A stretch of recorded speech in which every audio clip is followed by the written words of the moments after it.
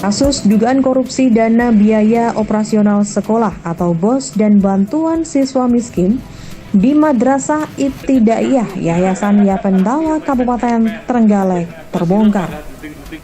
Kepala sekolah dan bendahara yang merupakan pasangan suami istri diduga menjadi pelaku utama. Saat ini keduanya ditetapkan sebagai tersangka.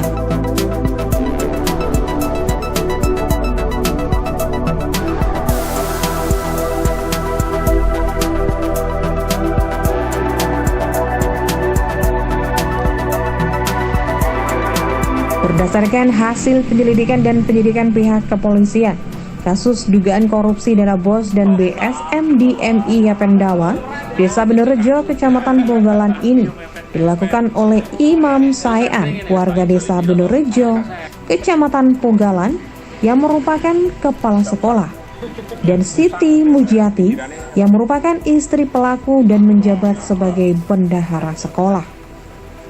Untuk melancarkan aksinya, pelaku diduga juga memalsukan sejumlah tanda tangan murid dan wali murid penerima dana BOS dan BSM.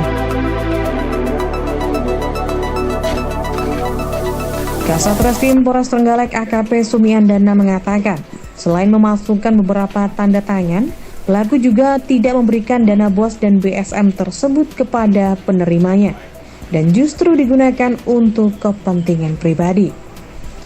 Akibat penyelewengan dana BOS dan BSM ini menyebabkan kerugian negara sebesar lebih dari 240 juta rupiah.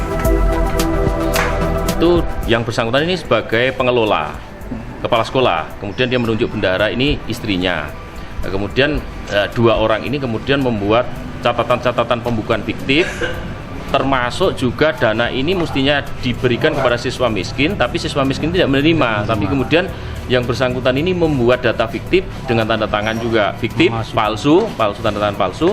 Kemudian uang itu kemudian digunakan untuk kepentingan pribadi yang bersangkutan. Jadi dari dana sekitar 530-an juta yang dikelola itu kemudian digunakan hampir separuhnya.